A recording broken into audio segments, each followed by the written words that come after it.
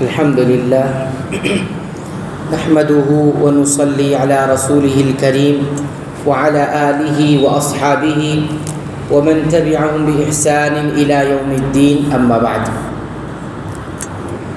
اللهم انفعنا بما علمتنا وعلمنا ما ينفعنا وارزقنا علما تنفعنا به آمین. اللہ تعالیٰ نے بنی اسرائیل سے جو عہد اور جو میثاق لیا تھا وہ 8 باتوں پر مشتمل تھا. ان 8 باتوں میں سے ہم نے 4 باتوں کا ذکر کیا تھا. 5ویں بات جو اللہ تعالیٰ نے ان سے عہد کے طور پر لی تھی وہ یہ تھی کہ تم مسکین کے ساتھ احسان کرو گے، حسن سلوک کرو گے، اچھا رویہ رکھو گے. اللہ تعالیٰ نے فرمایا والمساکین، اور تم مسکینوں کے ساتھ اچھا سلوک کرو گے، احسان کرو گے. مسکین کس کو کہا جاتا ہے؟ مسکین کہتے ہیں ایسا فقیر کہ جس کی محتاجگی نے اور جس کی غریبی نے، محتاجگی نے اس کو بے بس کر دیا ہو، اس کو مسکین کہا جاتا ہے. اور ہوتا یہ ہے کہ جب انسان مالدار ہو جاتا ہے یا اس کے پاس اللہ تعالیٰ مال دیتے ہیں تو بہت ممکن ہوتا ہے کہ وہ سرکشی اختیار کرتا ہے، حد سے آگے بڑھنے لگتا ہے اور اپنے آپ کو بلند سمجھنے لگتا ہے.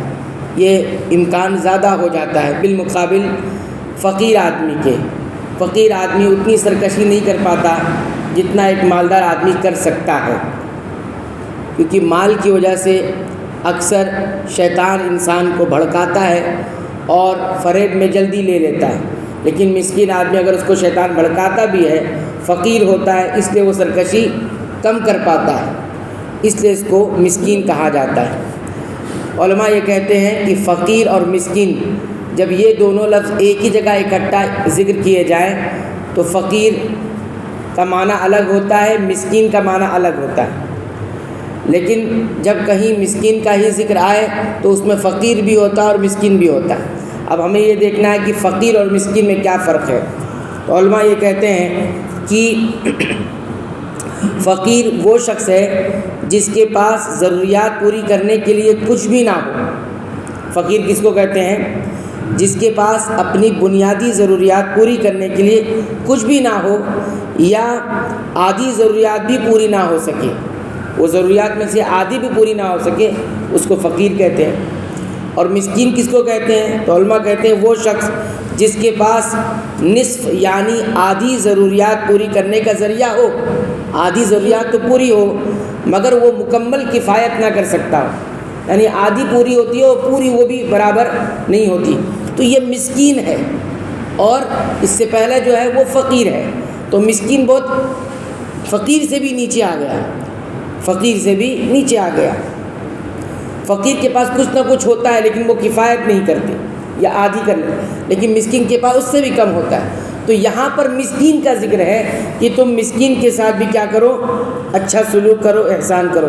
اللہ تعالیٰ نے جیسے زکوٰۃ کے بارے میں فرمایا انما الصدقات للفقراء والمساکین، کہ صدقات یعنی جو فرض زکوٰۃ ہے وہ کس کے لیے ہے؟ للفقراء، فقیر کے لیے ہے، والمساکین اور مسکین کے لیے. تو دونوں الگ الگ ذکر کیا اللہ تعالیٰ نے، فقیر کے لیے ہے اور مسکین کے لیے ہے، اس لیے دونوں میں فرق رکھا جائے گا. فقیر الگ انسان کو کہا جاتا ہے، مسکین الگ انسان کو کہا جاتا ہے. تو ہم نے دونوں کا فرق آپ کو بتایا. تو جب ایک ہی جگہ پر دونوں الگ الگ ذکر ہوں گے تو دونوں کا معنی الگ الگ ہوگا جیسا کہ معنی بتایا گیا.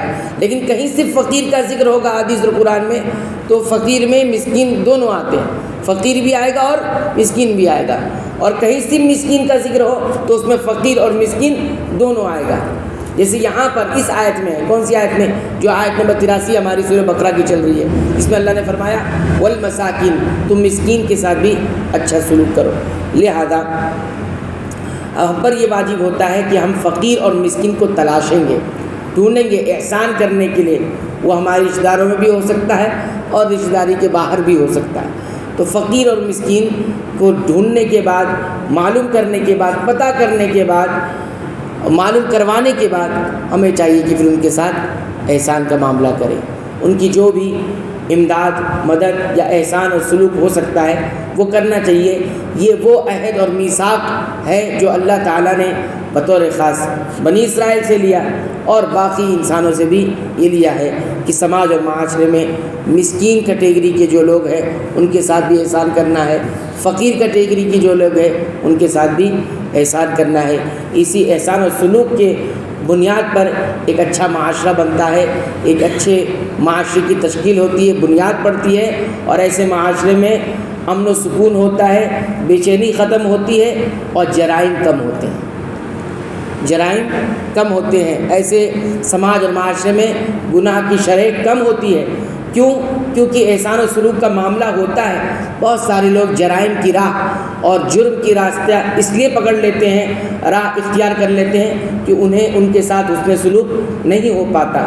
وہ خود چاہتے ہیں صحیح راہ پکڑنا اور صحیح طریقے سے رہنا، کوشش اور محنت کرتے ہیں، لیکن روزگار نہیں بن پاتا، نہیں کما پاتے، اور پھر جب ان کی کوئی مدد نہیں کرتا، حسن سلوک نہیں کرتا اور ان کی سفید پوشی کا کوئی خیال نہیں کرتا، ان کی خودداری کا کوئی خیال نہیں رکھتا، تو ایسی صورت میں پھر شیطان ان کو ورغلاتا ہے اور شیطان کے فریب میں آ کر پھر وہ جرم کی راہ پکڑتے ہیں، غلط راہ پکڑتے ہیں، حرام کاریوں کی راہ پکڑتے ہیں، اور خیانت کی اور اسی طرح چوری کی اور بددیانتی کی راہ پکڑ لیتے ہیں، جس کی وجہ سے سماج میں کیا ہوتا ہے، بد امنی پھیلتی ہے۔